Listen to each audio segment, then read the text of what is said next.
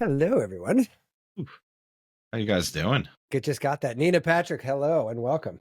Hi, Matt. Hi, Tom. So happy to be here and have this conversation. Finally. Yeah. Where are we talking to you from? I don't think I asked you that. I'm in Lisbon. Lisbon, that's right. Yeah, so we are on a foreign day and a foreign time for us. And so we're all like, Tom and I are all like, what's happening here right now? This isn't Okay. And it's rainy today, and I don't want to do a goddamn thing either. I'll be honest. Okay. Well, it's beautiful and sunny here in Lisbon. Yeah, I can tell from the window. Perfect weather. I actually had to turn the AC on today. We finally reached like proper summer. But it's a lovely city. Have you been? I have not, but my great grandmother emigrated to the U.S. from the Azores when she was pregnant with my grandmother. So I've been meaning to get to Portugal in general, but I have not yet made that happen. It was a contingency plan because I hear there's no quarantine for pets.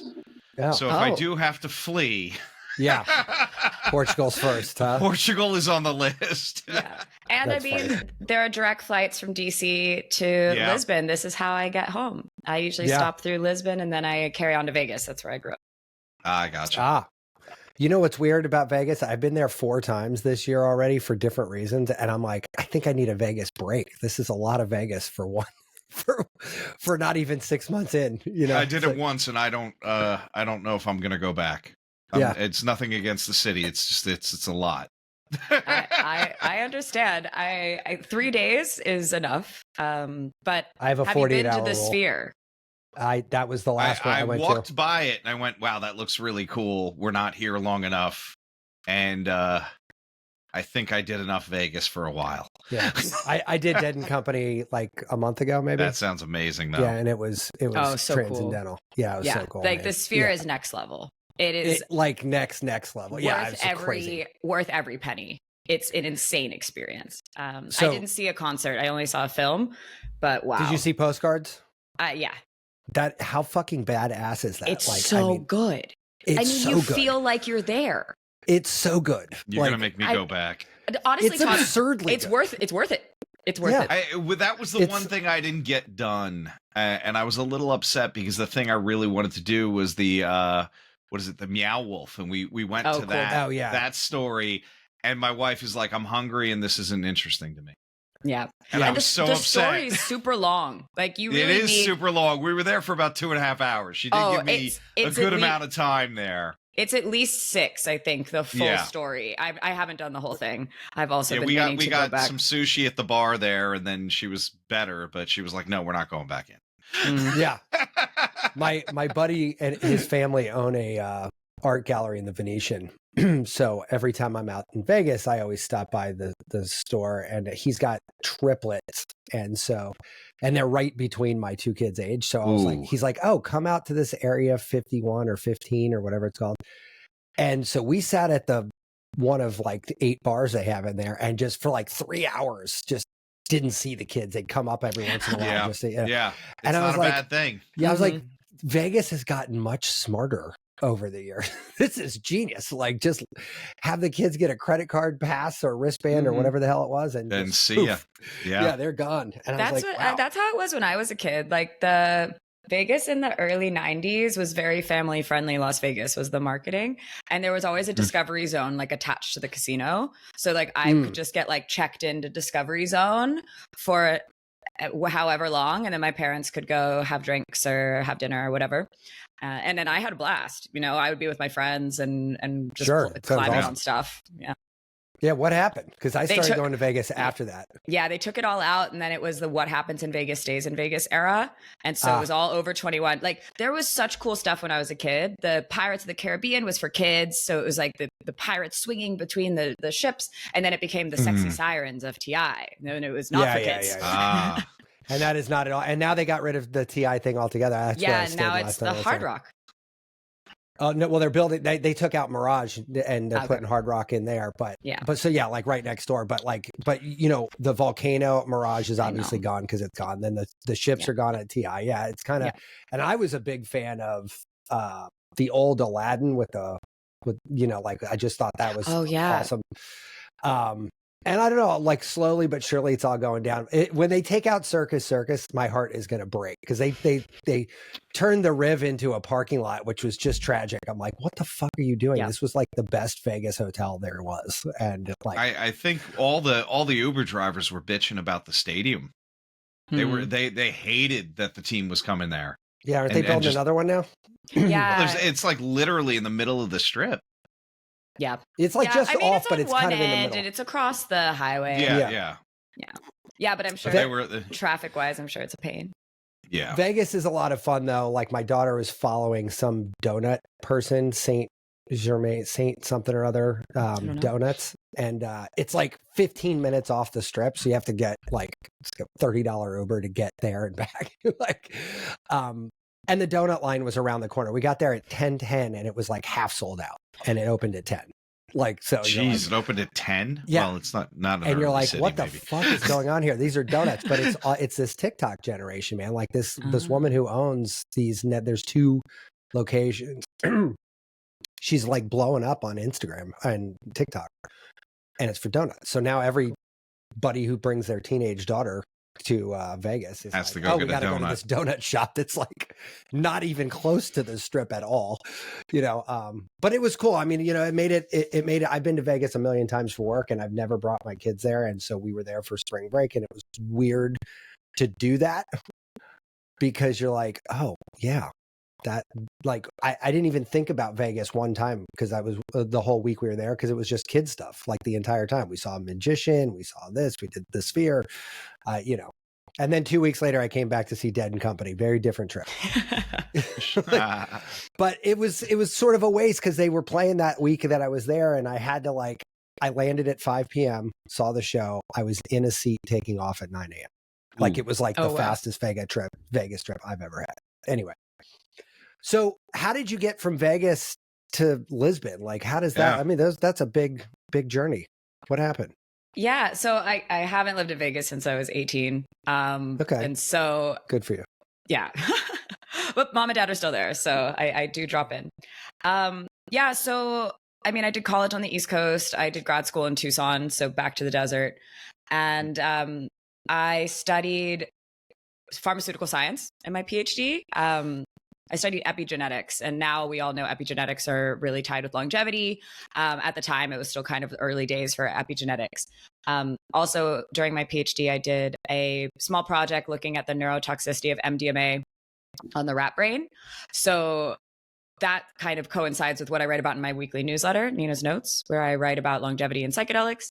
But yeah, after my PhD, I moved up to Silicon Valley. I worked at a startup as the first employee called Prospect Bio. And we were building biosensors. And so this was genetically engineered bacteria that could detect different types of molecules and fluoresce. And so we built a big library of these, about 50,000 biosensors over 2.5 years. And we did a project for Ginkgo Bioworks, and they ended up acquiring the library in 2018.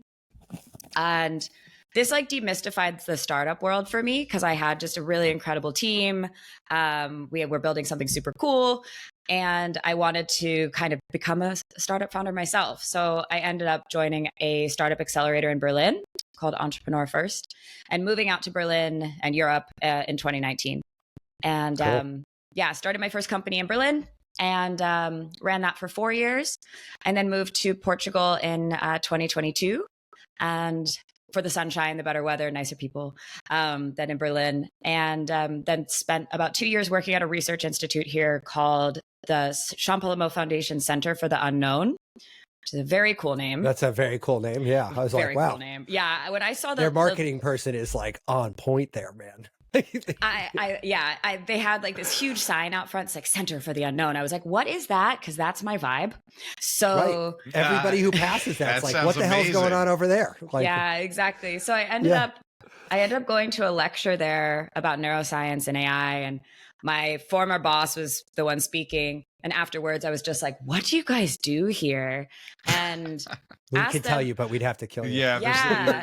You don't have that kind of clearance. Yeah. And they do neuroscience research, cellular molecular biology, and then there's also a cancer hospital. But I asked them, like, okay, are you getting any of this science out of the lab? And they were like, no, we don't really know how to do that. And I was like, well, I know how to do that. They're like, oh, we're thinking about hiring someone in innovation. So I ended up creating a role for myself there that I was at for about 2 years. And I just stepped away from them in March. And now I'm in the discovery phase of what I'm going to do next. But in the meantime, I write my weekly newsletter, Nina's Notes. And then I also organize a longevity community here in Lisbon called Longevity Wednesdays. And we do events on Wednesdays, not every Wednesday. And we're a community of professionals that work in longevity. Surprisingly, there's a lot of people who work in longevity located here in Lisbon. And then we also, Portugal could definitely be a blue zone. I've written an article about it because I think we have all the elements here. We have like fresh seafood. We have hills to keep your cardio up. I mean, in my neighborhood alone, there's so many seniors that are just carrying their groceries up these super steep hills, and they're in great shape. And so I think there's a concentration of this for some reason here. Now I got a question for you. Okay. There's this one guy, and we've been trying to get him on the show, but he wrote a PhD basically trying to debunk the blue zones as basically pension fraud and stuff like that. What are your thoughts on that? No, Nana's still alive. I know she's 120. Yeah. You know, So I know a bit about the debunking of the blue zones, and I think just in my heart, I don't want to believe it. Okay, I gotcha. But I do agree that there was poor record keeping. Maybe some of these people that are centenarians are not actually centenarians, so we need to just follow them now and see are they reaching that, and maybe now with some better data we can see if this holds up and if it's true.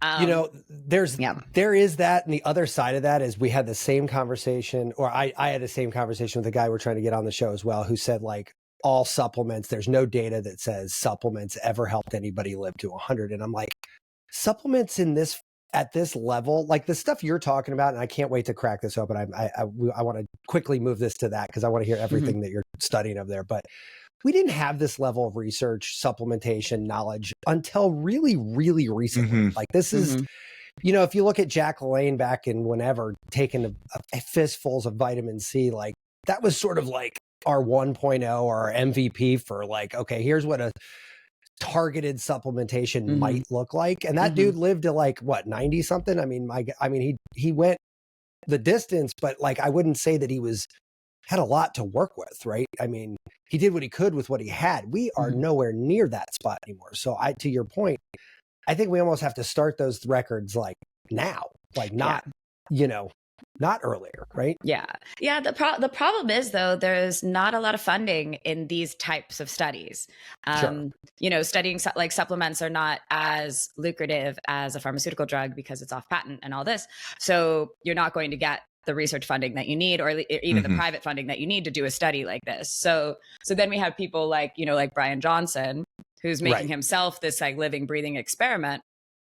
But his strategy is very anti-scientific method because he's like, I'm just going to do all the things all at once and see what happens, which means we kind of aren't learning very much because we can't isolate any single one of those variables, and it's not replicable. Like it's too many confounding factors. Yeah, exactly. It's like he takes 130 supplements a day. I don't want to do that. So I don't want to replicate. I don't want to replicate his protocol. But it is true when he does try something and then he's like, oh, I don't feel well anymore. It's like, okay, maybe we can eliminate that one new thing, but we have no idea how it's interacting with everything else he's doing. Even though it's so weird now. I hate saying that. I don't want to ever comment on somebody, but it's almost like, is there too much longevity? Is there like, hey, we made the telomere too long? Yeah.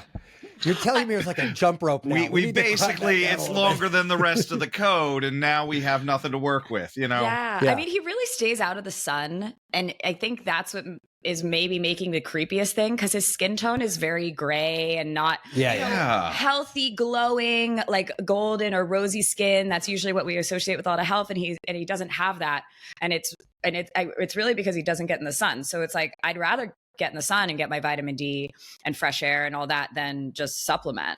Well, and that's one of those things that's like so synergistically dependent on everything else, right? Like sun is a great one, right? Like there's a huge like feel good thing that happens when you get out there that you can't really put like a you can't quantify that so easily. Quantify it, right? Like, but I feel like $1 million if I walk around the beach for 10 minutes, right? I'm like, oh, cool. I feel great. You know, like way more so than if I'm huddled up in like those rooms he takes a nap in. They're a fucking cave. Yeah. It's like 100% light block, and that's cool if you want to do that. I'm not knocking. We actually that sounds great for a nap. You know what's great before a nap is a nice walk in the sun. It relaxes you. Right. Yeah, but he's doing the Lord's work in terms of figuring all this wacky shit out, I guess. But it's not, like I said, I agree with you, Nina. It's not for me. I can't walk down my kitchen. It's too much kitchen sink approach, I think. Yeah. So what is your sort of curiosity with longevity? Is it, I mean, we overuse the word health span these days. I know that's a big thing we all want to abuse, but like walk us into like, what got you sort of focused on that, and like, what's your current curiosities looking like? Yeah. So as I mentioned, my PhD was in epigenetics, which wasn't exactly tied to longevity, but I studied a group of enzymes called histone deacetylases. And this is the family that the sirtuins fit in. And you may have heard about the sirtuins because you may have heard about David Sinclair. And his discovery is that we lose NAD over time. And I used to be at these really tiny conferences for just the histone deacetylase scientists, which were like 23 of us. And I was just going to say, is there like 15 of you in a room? Yeah. Kind of? All right, you go now. You go now. Yeah, pretty much. Real informal. Yeah. It's happening in an IHOP. Super tiny group of people. And but it was cool because David Sinclair's at this tiny conference with me, and his family is there because we're in this, we're in some of these beautiful locations around the world. And I sort of just kind of saw what he was doing and taking this path into something that was a bit more approachable, where it's like, oh, we have resveratrol, which is in red wine, and people love that narrative. And this made me a bit curious about longevity. And as I sort of developed my career, I went down a few different paths, but it's something that I sort of always came back to. And I started writing the newsletter basically to kind of bring myself up to date with what was happening in the field from basically when I'd left my PhD in 2015 to 2022 when I started writing the newsletter. But I sit very much in this camp of more like health span extension rather than lifespan extension. There are definitely two groups there. One may come by accident with the other if we're extending our health span long enough. But I think really my philosophy here is really getting the fundamentals right first. So, nail your diet, nail your sleep, have a social circle around you, and exercise. Those are the four things that we need to have, those pillars kind of in place, which a lot of people don't want to do because that requires a lot of behavior change. And so instead they're like, what supplements can I take so I don't have to sleep? Well, the other thing is it's not sexy, right? This is time tested information. Yep. It's not a new pill. It's not this crazy workout. It's none of that. It's, hey, look, live like a human, Yeah. Live like a healthy human, and, take some walks and get out of the car and all of this, which is really hard to adopt. And moving to Europe has, I think, been very beneficial to me in terms of like health span extension, because I also lived in San Francisco before, so I haven't had a car in a decade, but I walk everywhere. I have hills here in Lisbon. And so I'm in great shape just by my daily walking around. I get like almost 20,000 steps a day, just like running my errands and picking up my groceries. So no CrossFit 3 times a week or something? So I also do like HIIT training and all that too. You need to have the strength training. I also tell people like, you need to fight gravity. At a certain point, it's like gravity is going to take you down. So you need to be building muscle mass in order to fight gravity. I just saw an incredible video this morning. I think it was from like New York Magazine about this female deadlifter. She's the world champion deadlifter at 95 years old. And she looks incredible. Like, she's got a TikTok commercial out or something, or a Instagram commercial. Yeah. I saw her. She's amazing. And she started when she was like 70 something. Yeah. Because and she's like, I win everything I do because there's no one in my age category. No Right. Yeah. They don't ask how, they ask how many. Yeah. But she's like killing it. She's killing it. And it's like, just like kind of seeing her and being like, wow, this is what you could look like at 95 if you just do the basics, which is do the thing. Lift weights, eat well, sleep well, and have a social. And she has a huge social community around her in this weightlifting community, which most 95-year-olds, they don't. Yeah. Well, even Sinclair has a story in Lifespan around his dad, and I've seen like YouTube videos with his dad. He started him at like 10 seconds of a plank, and now the guy can do like 5 minutes. And he's in his late 80s. So it's like starting anything is better than doing nothing. Absolutely. Right? Like, I mean, that dude's killing it. And he's probably like, God, my son won't shut up about this plank. I guess I got to get on stage, do it again. Plank, monkey, plank. Well, look, what better motivation than, hey, they're going to put a spotlight on me. Yeah, I better be able to do this. Yeah. Yeah, but it's incredible and it speaks volumes. Yet for some reason, even though the evidence is there, we still refuse to do it. And we know better, and we just think there's more time. Like, I'll get in shape later but it's like the longer you wait, the harder it will be. It's much easier to maintain all of this now. So yeah, I kind of sort in this like fundamentals camp, I would say. Even though there's a lot of kind of branches within this, we have a lot of drug development that's trying to be like a lifespan extension, health span extension, which I get excited about because that's also my background. But we're seeing it really exercise mimetics. You must be excited about that kind of stuff. Yeah. Some of this, because I do think we could get into GLP-1 a little bit as well. Like obviously it's not a longevity drug, but something that is having incredible impact on longevity, I would say in the long run, because it's like, if you are able to reduce your body weight and it's easier on your joints and all of this and generally live healthier, I view this as a good thing. Obviously, if you're losing bone mass alongside that, that's not going to not so good. So good. But I don't know the pharmacological side effects of those GLP-1s, so I don't know enough about that family of drugs to know what it does to you taking it chronically. God, I read a report the other day saying it, like, actually they're reporting people not like reducing the craving for meat and all these other weird things now. And I've never seen that before. So, I mean, we're going to have to wait and find out, because like for chronic exposure, we don't have that much data yet because these drugs came out on the market in 23. Is that right? Yeah. But we are seeing some really interesting side effects like this, like just like lessening cravings. Also, I just wrote an article last week about Ozempic babies. So a lot of women are seeing increases in their fertility when they go on Ozempic because their hormones are now regulated and they're able to have like successful ovulation when they couldn't before. And, maybe they have more energy and all of this as well. So they're kind of surprised by the side effect, but it's not something that they've studied directly. It's more all these observational studies that they're doing on people, obviously in masses, especially also with women and pregnant women. We don't often include them in clinical trials. So you're not really going to know these types of effects. So when you say Ozempic baby, there's not like a side effect to the fetus. No. There's just I might have stumbled across your article before we even met. I actually might have read that. I was like, no, you said Ozempic baby. I'm like, how many people wrote articles on that? There was like a handful. Like some came out last year as well. Okay. But no, I'm not speaking about a side effect on the baby. It's just like a baby as a result of Ozempic. And we don't know about effects on the fetus because, again, we rarely put women through a clinical trial. But because women sometimes don't know they're pregnant for a certain amount of time, we will be able to get some data retroactively through observational about this. But it does seem that the babies end up being healthy. But the recommendation from the FDA is to stop using Ozempic 2 months before you want to get pregnant. But again, this is entirely just... They might have that completely What are you backwards. going to do if it's an accident? Or they might have that totally backwards. No, ramp it up.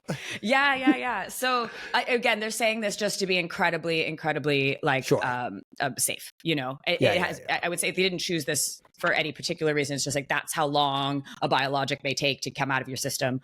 Right. Yeah. But like as GLP-1s as a weight loss, it's 2023 sounds fair, but like Ozempic's been around for way longer than that, hasn't it, for diabetes? Like haven't we? Not that much longer. No. Really? I thought they were around for a while. No, so Ozempic came out basically, I don't know, maybe it's 22, but so that soon, huh? Oh, I didn't realize that. Yeah, that recently. Yeah, because then the weight loss side effect and I guess, desire. That was like 6 months after yeah, the it was use like of everyone, it, though. yeah, It was everyone was like yeah. everyone's like, oh shit, he lost weight. This is working. Can I take it? Yeah, I see. Okay. Yeah. That totally makes sense. For some reason, I just had this narrative in my head that those things had been around for like a decade. That's probably because you heard about them so many fucking times. Yeah, every maybe. time Yeah. the commercial comes on anywhere, it's an Ozempic or Wegovy commercial. Yeah, oh, yeah. wow. So as you know, you can't advertise pharmaceuticals on TV in Europe. That's brilliant. I think really that's brilliant. nice. And so I'm like, oh wow, I can't even imagine how many times you must have heard about Ozempic over the last years in the US. Every time. Wow. You know, I only watch streaming Like every one of the services, times. so it's always that, and then some weird life insurance and like a progressive commercial. Yeah. Yeah. Like The it's the same commercials over and over again. And we even I have a 17-year-old and a 14-year-old that are even like have picked up on it. They're like, oh God, what's the disease today? And it's like, it's always, and it's like Humira, you know, all the biologics, Rinvoq, it's all the biologics, right? Yeah. It's always the same thing. And then it's one like shot a month. Yeah. And Rinvoq and Humira, they have competing commercials. Yeah. Like that are usually one break apart. So it'll be like, oh, have you tried Humira and it didn't work? Try Rinvoq. And then the next commercial is like, did you try Rinvoq and it didn't work? Try Humira. And I'm like, what the fuck is going on here? Like, and then some of them are oddly like culturally specific. Like they'll have one that's just all Hispanics in there. I don't know. Okay, that's happening to me where I'm getting Spanish commercials and I'm like, all right, I'll watch the commercial in Spanish. I think I've seen it enough times. But then I started like, asking, I can make it through this. Yeah. Then I started asking myself, I'm like, is there like a version of this, you know, autoimmune situation that's only affecting Black people or Spanish people or whoever? Because these commercials are hyper dialed in. Yeah, super You know, focused. it's like, so it's so dialed in that like even my 14-year-old's like, is this like a disease for Spanish people? I'm like, I don't know, actually. But it is oddly specific, I will tell you. Well, Nina's an epigeneticist. Yeah. So we can ask her. Is this like thalassemia? Yeah. But it is funny. It's almost every commercial. Like it's taken over the. Yeah, the I mean, you know, we can't have cigarette commercials anymore. Yeah. So, so it's just other drugs. Oh, and there's like 60 versions of PrEP now too. Those are the other. Yeah. What is kind of weird about that? There was a show called Mid-Century Modern that just finished, I guess. With Nathan Lane. Yeah, with Nathan Lane, right? And like the guy from White Collar, what is his name? God, I can't remember his name.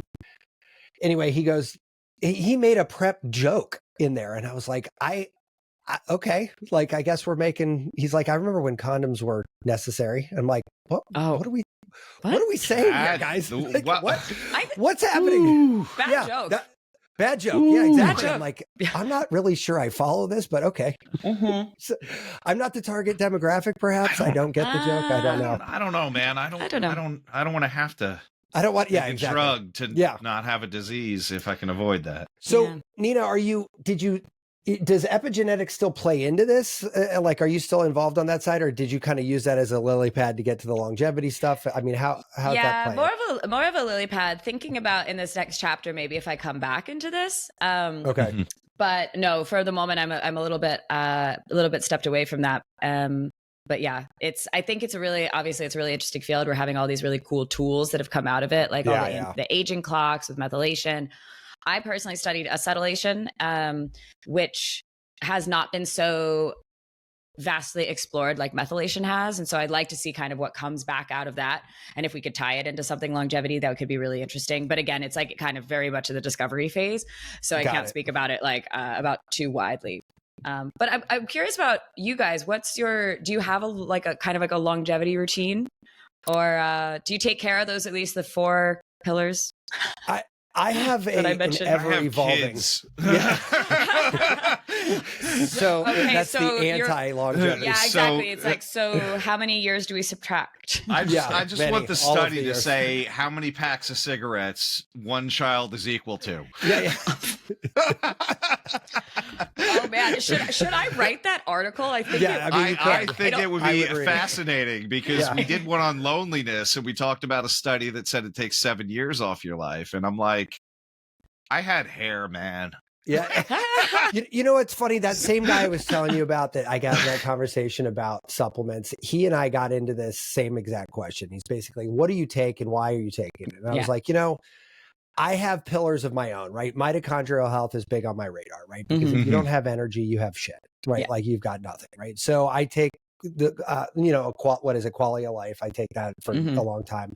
I also got into, antioxidants. Right now I'm taking molecular hydrogen, and now as of the other day I'm looking into vitamin C because somebody did come in. We had a guest last week who says he gives 8 grams a day of vitamin C. Wow. Now this is like anti-tumor. He said he also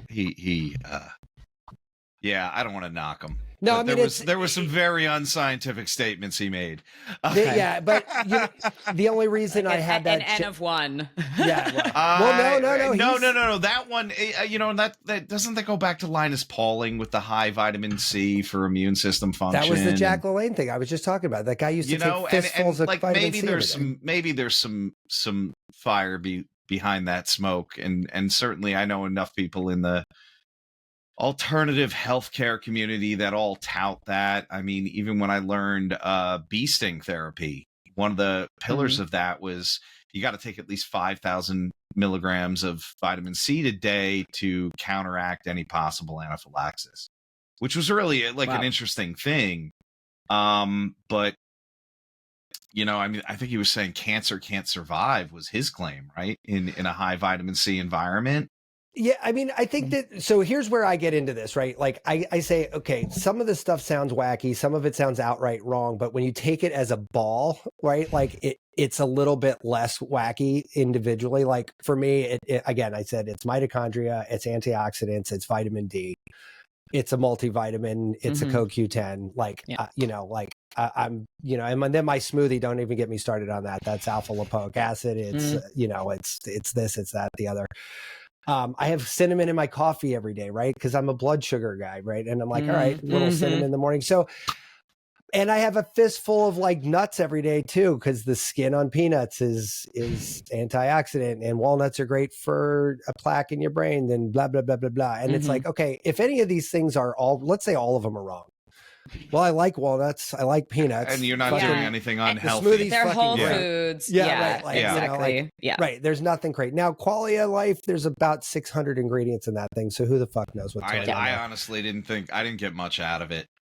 Well, I mean, I took it for a few months. What do you have, like a meter for your fucking FTP? I do. Like, I gotta say, the one supplement. Like a gauge. But like how you feel overall should be there, right? I mean, when I take that, I do feel. But it's also loaded in vitamin B. It's like a whole B complex. Well, yeah, too. and they methylate their Bs, right? They do. I mean, that was the one thing that the one supplement I noticed something with was when I found out I was heterozygous on both pairs of the MTHFRs.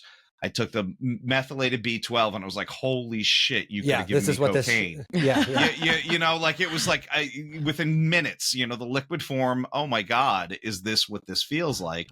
And now I got to say, I've cut back intentionally on the amount of supplements because I don't think I need to be like, until we get to the point, and I might do this with, oh my God, I forgot the doctor's name, but I'll go get the genomic testing and go through the consulting for the epigenetics and see what I really need and what I don't. I've done some wacky tests in the past, and like omega-3 was the number one thing I needed. They were like, look, you're going to have a stroke. And I went, okay, great. And they're like, no. Like, I'm like, yeah, no, get my will ready. What are we doing? And no, it was, just make sure you're taking a ton of omega-3. And I mean, that's my big thing besides a multivitamin. And well, I am taking the berberine because I can't do the metformin. But that's just an upset stomach. But that's it for me, really. I've fucked with a whole bunch of the peptide injections and stuff like that. I've even done, two? Yeah, semaglutide and why can't I say terzepatide or whatever it is? Yeah, and for me, it's just a matter of feeling good. The semaglutide was okay until I got to a higher dose, and then I got heartburn. Like 3-day heartburn. And then we had another doc on that suggested another form. I took that for 2 months, and I'm like, look, 12 pounds in 2 months is, yeah, I mean, that sounds great, but it didn't make me feel any better. And yeah, I cycle out of things very quickly if they don't do much, because like I'm up there now, like monthly cost for these things is getting kind of steep, right? And so, like the senolytic, for example, right? Like I take a senolytic once a month, and I'm like, okay, I know what this is supposed to be doing, but it's like putting a roof on your house. Like you don't really. You don't feel it. Yeah, you don't really feel it. You're just not getting wet. Yeah, it's sort of like, so I'm like, all right, so I don't know, is this senolytic going to let me age more gracefully? I mean, there is a decent amount of evidence to say yes, but again, we just don't have these like longitudinal studies yet, because it's really hard to do them and expensive to do them. But I do like Neurohacker Collective specifically for that, because like we don't know any of the shit that they're doing is real or not, but at least they're like, okay, look. At least here's it's all a of subscription model. Yeah. At least there's a subscribe and save. Yeah. No, but at least they This episode brought to you by Qualia. Yeah. They can go in there. Yeah, I got yelled at because they do not sponsor us, and I mention them all the time, and they're like, don't ever say their name unless they sponsor you. I'm like, I'm not caught up. Who said that? We've had a couple people actually say that, actually. Oh, really? Yeah. But, I must have tuned out. But like, you know what the thing is if I was really curious about what Daniel is up to over there, I could literally go to his website and read 4 million studies that they're using to inform their stack and how it works and everything. I could literally look up that I can get COAs that are the best in the industry. And like, it's, I know I don't even do that because I know that they are so over the top, over indexed on the safety and like research side that like, I'm not even that concerned about it. Thorn, same way, right? Like I don't have to worry if a Thorn vitamin works. If I need to take something and it's by Thorn, it's fine. Like it's made in a good factory with good ingredients by good people. Like I'm not really all that worried about it. And that might be overly reductive, but I got a lot going on. Because like you can't, I don't think unless you're in the field and that's your, like, what are you going to do? You're going to do the same level of research? Are you going to send it to a third party to get it tested once you get the drugs yourself? I would recommend that sometimes because there are a lot of products out there that, I mean, Qualia is quite reputable, but there's a lot of like knockoff products out there. There's a lot of bad products on Amazon that have nothing in them. So but like, that's I think the same thing. Be cautious. That's a bigger problem, Nina. Well, that's the double-edged sword of the FDA. Do we want them regulating them? Mm-hmm. I went to Rite Aid to pick up a prescription for my kids a couple months ago, and there was all these people, these old people in the vitamin aisle, and I use that term as loosely as I possibly can, like looking for health advice in a Walgreens vitamin store. I mean, just taking a binder, essentially. Those things are the worst version of any of those things. Like it's a bigger conversation, but you know what? My Qualia thing ain't cheap, right? Like it's definitely nowhere. You're not going to find that in a Walgreens. Yeah, you're definitely, but I think that's it, right? That's that the American convenience, the American, like I want it cheap and I want it fast and I want it to work. Right. And you don't get to pick 3 of those. Yeah, like Centrum, you could make Centrum work for you if you took like 9 of them over the course of the day, right? Like but then your stomach could really hurt, I think. Yeah, that's a lot of shit in the Centrum. Yeah. But that's what I'm saying. Like, so like I took that for all through college because that's what you do. You take a multivitamin, right? Like, and you're like, and when I got older and wiser, I'm like, what the fuck am I taking this thing for? This thing is just garbage. Well, that was like, even I got somebody to do an NAD drip on me at a wholesale price. And I was like, wow, this is still $350. And my friend had done it for free, essentially. Like I had to buy the stuff and it was great. My hip didn't hurt for like 3 weeks. And I was like, oh, look, I should be doing this on the regular. And it's like, that's like 2 months worth of vitamins for me. Yeah. Yeah. So how do you make that cost decision when you're dealing with limited funds? You can't. And I think for my money, and Nina, I'd love to know your reflection on this, but like these tests now are getting more interesting. Like if money was a factor and I had to like choose between A and B, like I just spent $800 on a Grail test that eliminated about 50 something cancers off of my radar. Like I'd rather spend $800 on that and know that I have like some directionally accurate information than I'd cut Qualia out if I had to. because that feels to more cover that. Yeah. You know, and like doing the full genomic testing, right, and figuring out what you actually need. That's like what, $500-600 depending on who you it go was to. 500, and then I think it was like 250 or 300 for to get a consultant to go over the results with you and tell you, you know. And look, they got to make their money if they're providing the test, and certainly not everyone's going to come in with a level of savvy, and you're just going to give them results and say go on your way, you know. Yeah, I mean, I think you and I might need that consulting thing a little less, but but still, I would want it. I would want it because, like, look, you know, I go fast. I don't know who's going the right direction. You know? I'm like, oh, I'm going to act on this, and you're like, no, that's not what that meant. Yeah. And Nina, what about you? Are you a pillow kind of what are you doing? Woman? Are you like a sleep nutrition? Like, I mean, what's your... Lisbon has the best food. I would say honestly, like I'm not super heavy on the supplements. So again, like I feel like I sit in kind of this longevity camp I have so many people asking me what supplements should I take, blah, blah, blah. And I really am like, I take like a multivitamin every day. It's one that I get from Germany. And it just kind of, you know, probably has like 600 ingredients in there, but covers the basics where I think I might not be getting what I need. But then in general, it's really like just health, like whole foods, balanced diet, really heavy in vegetables, low in meat. I don't really eat a lot of dairy, but I love cheese, so like that's always in there. I mean, cheese is a food cheese is essential for life. Yeah. I mean, absolutely. Yeah, 100%. But yeah, so I'm not super biohackery, which again is kind of, I would say when people think about longevity, they really think these people are super biohackery, and I'm I'm just really kind of just building that foundation very strongly, and that's what I very much advocate for. Then there's kind of like, of course, you can layer on with these sort of supplements. You can layer on with all the testing. I think those two things need to go in conjunction. Like you definitely should test and supplement.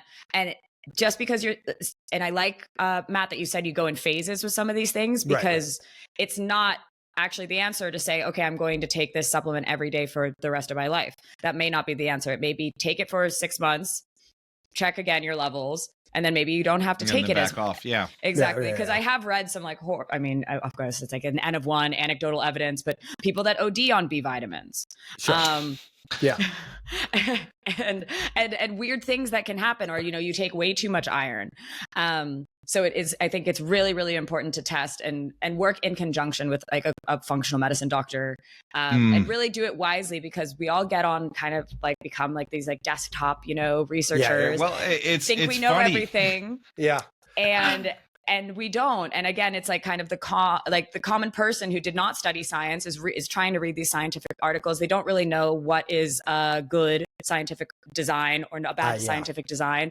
And then they say, okay, I'm going to take this supplement stack that they've created for themselves. And they really don't know if that's the right thing for them. So I really do advocate for like, do it in an educated way. And by educated, I mean also speak with people who are professionals in the space. All right, I got one funny story about this, and Matt knows the person. I'm not going to out them because it might break some HIPAA laws. But I was observing in someone's clinic, and I get this nudge, and I go, just look at that guy out front in the reception area. And she goes, and I'm colorblind, and I go, oh shit, he's blue. Like blue, Yeah. Like he was very pale skin. Yeah. And the conversation was, we've been telling him for years that that's too much selenium. And he's not listening to us. Yeah. I'm like, wait, hold on. They come in, they give you $350 each appointment, cash. You don't take insurance. Right. You're telling him it's too much. And he said, no, it's keeping him alive. Yes. Yeah. I mean, you know what? And it's gone 43 minutes before we mentioned AI, but I will say you're pressing that button now. You know what? AI has this is one of the things AI has really brought to the table here. I could take a picture of a supplement label, and I've got all of my supplement labels in photo form now. So if I want to take a new one, I could say, hey, look, and I'll dump all of them in there. Be like, hey, where am I over-indexed? And you know what? B is one where you over-index real easy because everyone wants to stuff a bunch of B into stuff. So it's real easy. It's crazy. Some of that doesn't even get, especially if you have the mutation or the right. You're not getting it into the cells, so you have it sitting in your bloodstream. It comes back off the charts, but it's not actually having an effect. But it's like that education thing. Even if you're not educated in this, even if you don't have a podcast on health, and even if you don't have a bunch of like biohacker friends, you can still put your labels into AI and be like, what the fuck is this thing doing? Right? Like it is very easy to do that now. I mean, I got a label for an experiment we did on the show, and I had no idea what the synergy of those ingredients was. Right. And so I just wanted to kind of like detangle this, and I didn't want to spend 19 hours Googling it ad nauseum, each one of the ingredients, of which there was like 50 something. Right. So it's like, can you just tell me what this thing does? And ChatGPT literally was like, broke it out. There you go. Yeah. Like, these are things for your liver. These are things for your metabolism. These are things for, you know, blah. And it broke it. I mean, I didn't even ask it to do that. It just broke it out by all those little buckets. And I'm like, see, like, this was helpful. I think that's a good use case. Like, just kind of explaining, tell me how these things interact. It's going to, but again, ChatGPT is going to hallucinate about these things. Totally. What I am also seeing, it's not perfect, but what I am seeing some of my friends doing is like just uploading their like blood test results into ChatGPT and saying, hey, here's this, tell me what I should be taking. And I would again not recommend this because it's going to give you bad information.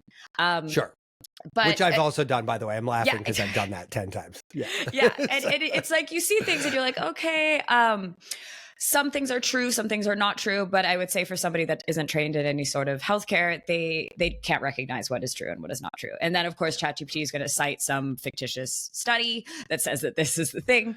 And no, 100%. I love that. Oh my God. Every single time it cites a paper, it's the wrong paper. Well, they're like, hey, you want to learn about forest bathing? Here's a great article. And you click on it. It's like, that doesn't even mention trees. That's not even from. But it'll make up a whole citation. It'll sound great. It'll sound amazing. Formatting and everything. Yeah.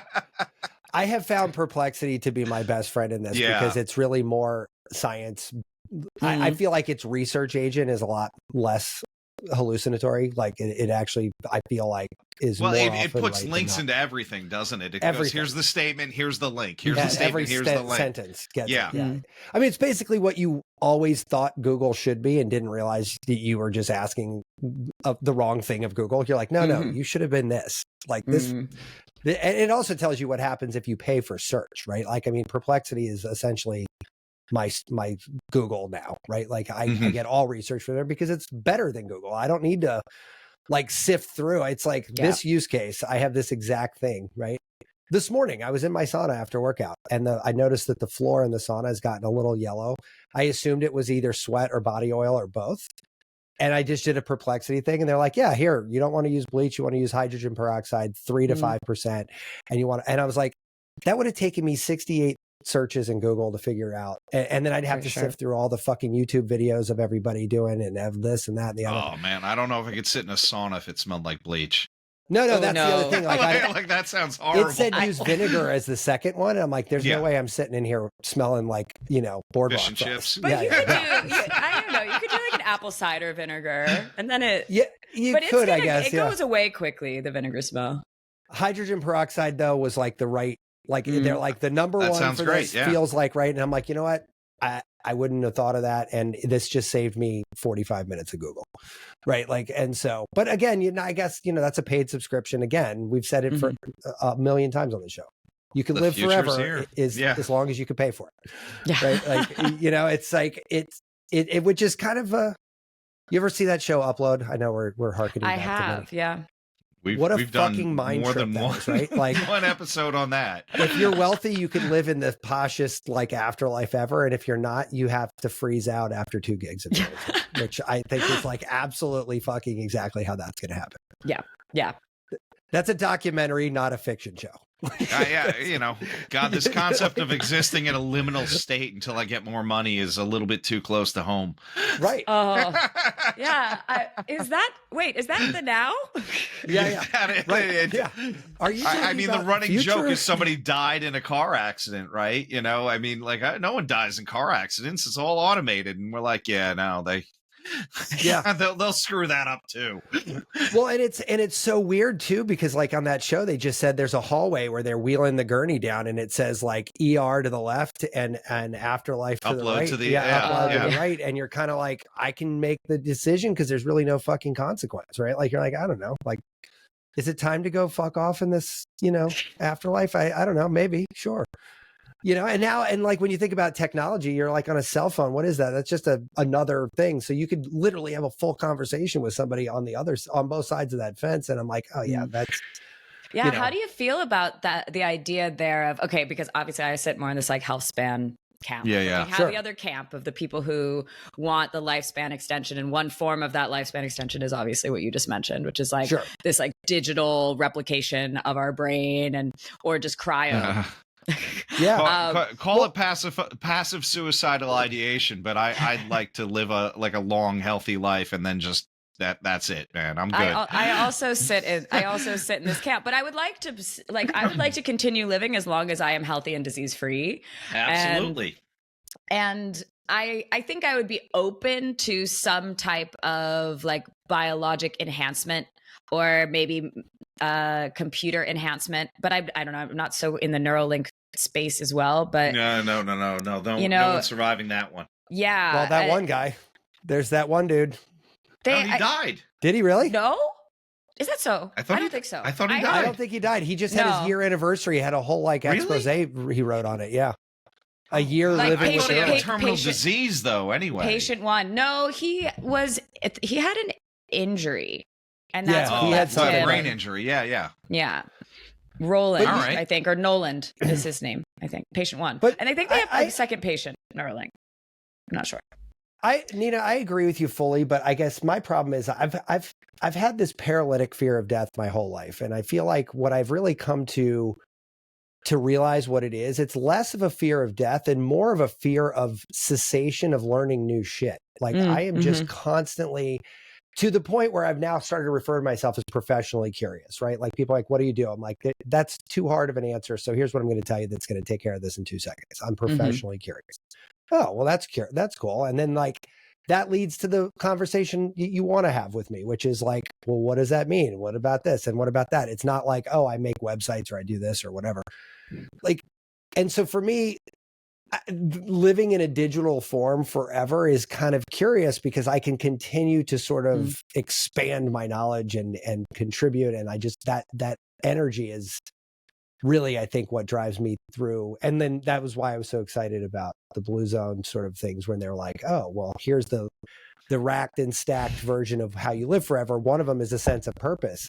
Yeah. As long as I am like figuring shit out, my purpose box is checked with a fucking massive Sharpie. Yeah. Like, yep. Got that. Like, and I think that one is so incredibly important. And I think it's something that does get, I don't know, sort of brushed over a little bit when we talk about all the health stuff. I mean, I obviously I went through the 4 pillars of like having community around you, but like purpose for sure. And being a lifelong learner and being flexible.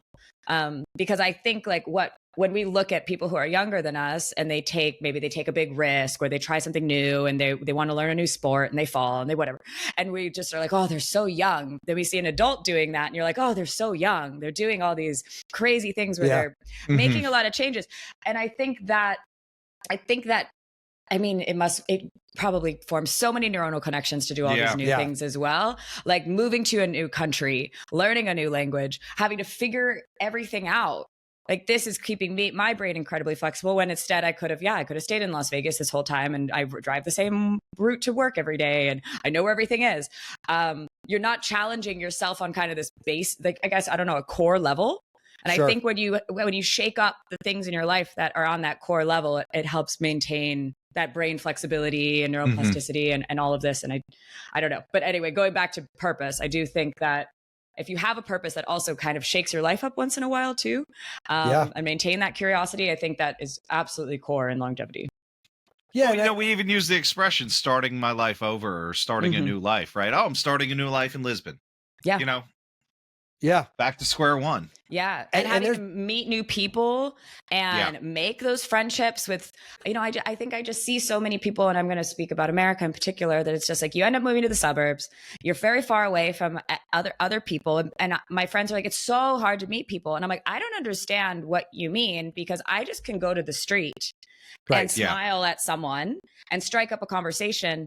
And I'm meeting new people all the time. But I'm in an urban area. And no, it is super hard to do that when you're in the suburbs. And then that's very depressing. And then you're lonely and all of these things that kind of are part of that American nuclear family ideation is very, very anti health and longevity.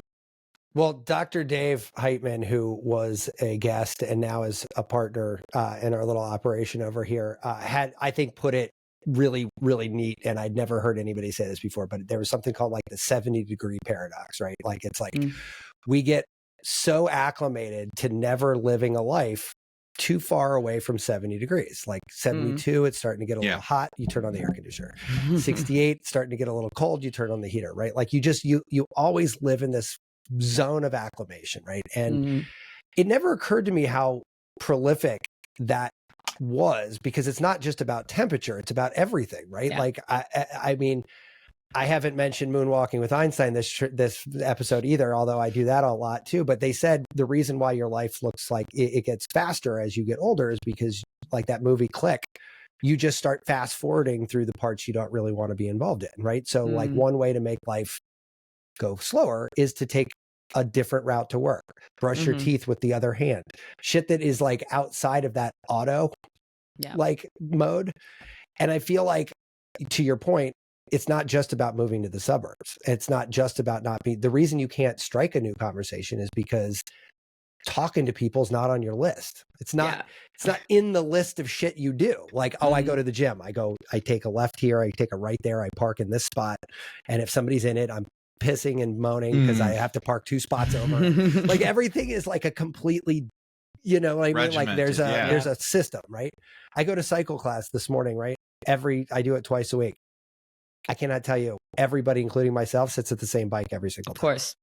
Like, why? Like, it's stupid. We're not into fucking class. Like, we're not grammar school kids. Like, fucking move around. Next class, Matt. I know. I got to move to the other side. And then you're going to get into a fight. He's going to get into a fight with somebody. Some 80-year-old woman is going to beat me up. Okay, I'm telling you. I would hope that it is a nice, you have a funny conversation where you're just like, I'm doing this for my neuroplasticity. Yeah. I think that you should take my bike today. Yeah.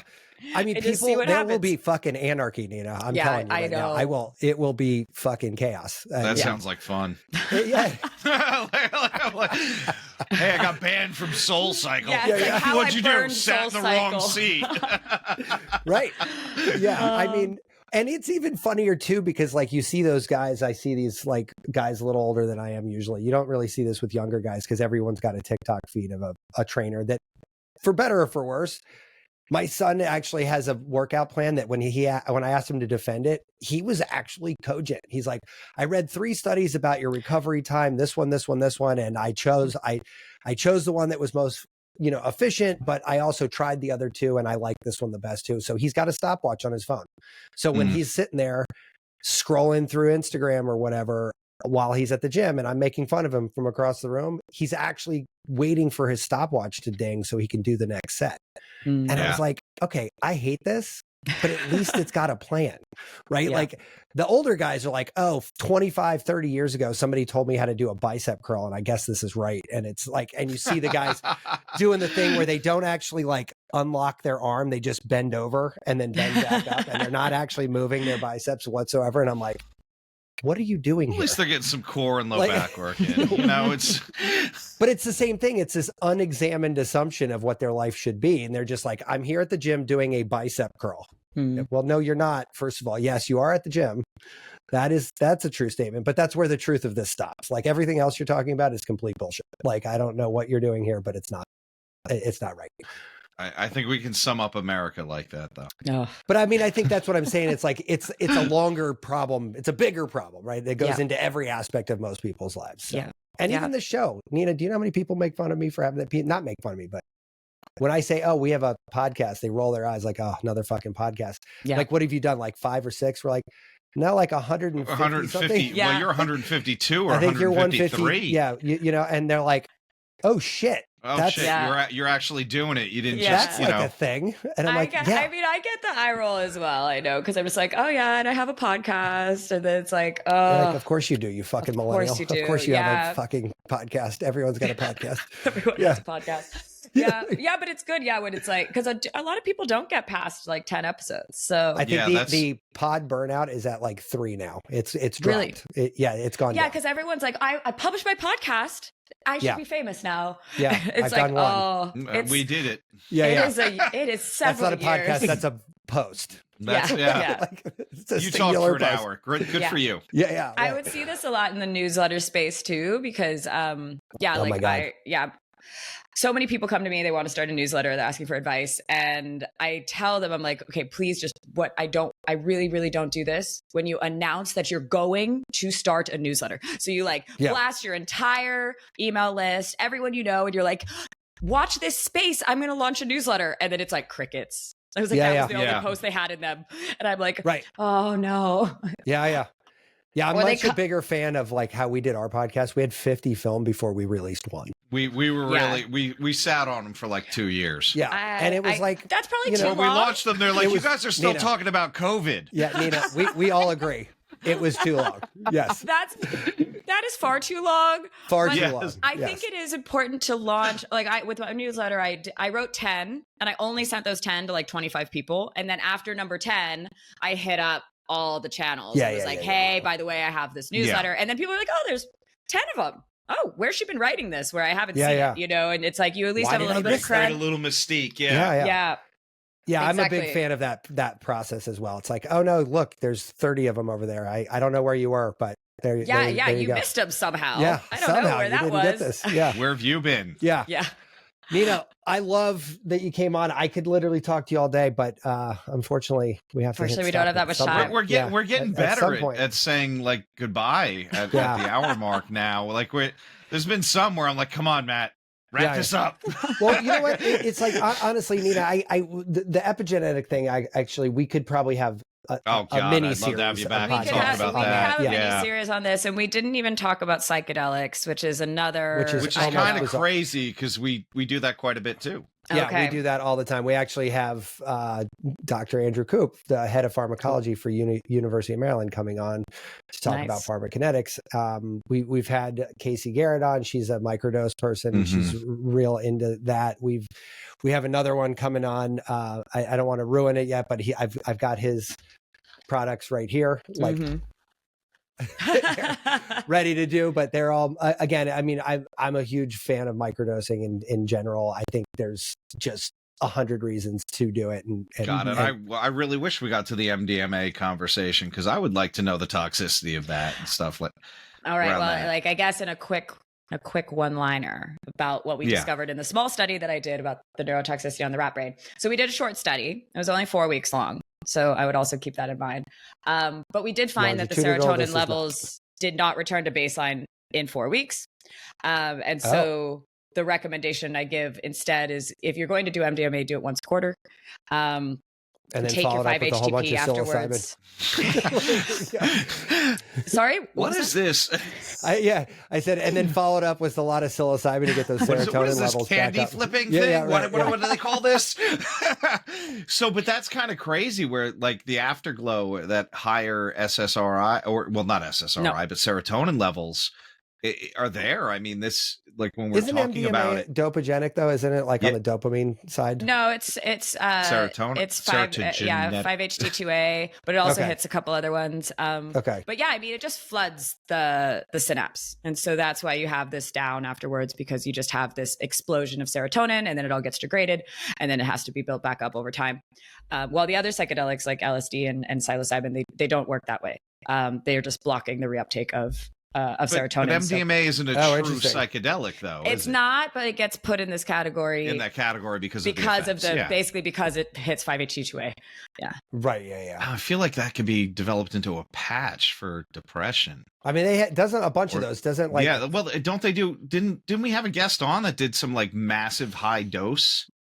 Yeah, we've had a couple people that are doing that, and again, there's a church out in Utah that does some sort of like psilocybin, right? Yeah, they're the Mushroom Church. Yeah, because I would say I'm ordained in that one. I would say the Divine Assembly. MDMA for depression is not typically what's studied because you're going to have this flood of serotonin and it's going to bring you into it even further. But then psilocybin is the one that's being studied more for depression because it doesn't operate in the same mechanism. What did she do MDMA now, wait, for? You said it blocks PTSD. The uptake. So so psilocybin, I have to double check the science on this, but yeah, it's more of a reuptake inhibitor for psilocybin and LSD. It's more that it's keeping the serotonin that's in the synapse continue to circulate instead of flooding you with more. Because I know I talked to another doc who was like, if you're going to go into microdosing, make sure you talk to your doctor about if you're taking an SSR, talk to your doctor about the dose, because you could, in a very, very fringe exception, you could have serotonin syndrome, and that would be obviously that's not good. That's not great, right? You don't want. No. I'm not sure how much you'd have to be taking of either of those things. My guess is it's probably have to be a copious amount of both. But I don't know. But some people are on multiple SSRIs, right? They always even when the commercial says no, only one in a category. Right. Yeah. So synergy in aggregate, you might have a lot of blockage, and now you're going to create all this other. Yeah. But yeah, I'd love to, we'd love to have you back. It's funny that I took an epigenetics course probably 10 years ago at this point with a woman from the University of Melbourne, Marnie something or other, Blewett, something like that. She's had the same course on Coursera. I think it's updated every year, but she's basically the one person still doing this. I looked up Coursera a couple episodes ago when we talked about this, but there's a lot of gene therapies and there's gene splicing and CRISPR stuff, and that's all exciting. By the way, Spider-Man, did anyone ever see this? We now have a CRISPR for a spider where it makes fluorescent silk. I'm like, we now have Spider-Man. Come on. Amazing. Come on. I heard a joke the other day. How do you know that Peter Parker was American? Because he got bit by a radioactive spider and went home to sleep it off. He didn't have health insurance. That's funny. So Marty, Nina, where do we send people to you? Okay, so people can check out my newsletter at www.ninasnotes.xyz. That's the best place to follow me, subscribe. And also to my LinkedIn, actually. So just go onto LinkedIn, type in Nina Patrick, and you'll find me. Love it. Awesome. By the way, I love that domain XYZ. I make websites for a long time. I had no idea that was a domain. I mean, it's like a fun TLD. Yeah, I like it, especially for writers. I think it's a very fun one to have a newsletter with an XYZ. And I'm wondering what country that's from, because these are usually countries that give like .md is Moldova, and they signed a 99-year lease on their top level domain. And I was like, what a smart way to capitalize something your country's like, we're not going to use this, guys. We're not using this, so we might as well make a couple bucks off of it. So cool. Well, Nina, thanks again. I appreciate it. Thank you. Yeah, we'll definitely have to figure out how to get you back and talk about psychedelics, because cool. This might be the only show we didn't talk about it. So I'd be happy to come back. Thanks, Matt. Thanks, Tom. All right, guys. No problem. Enjoy the week. Take care. Cool. Bye. Be subversive, irreverent. Health is wealth, but you knew that. Everybody knows that. But so is following us on social media at Irreverent Health. And check out our website for more exclusive content at irreverenthealth.com. Oh, I like this. Thanks for tuning into this episode of Irreverent Health.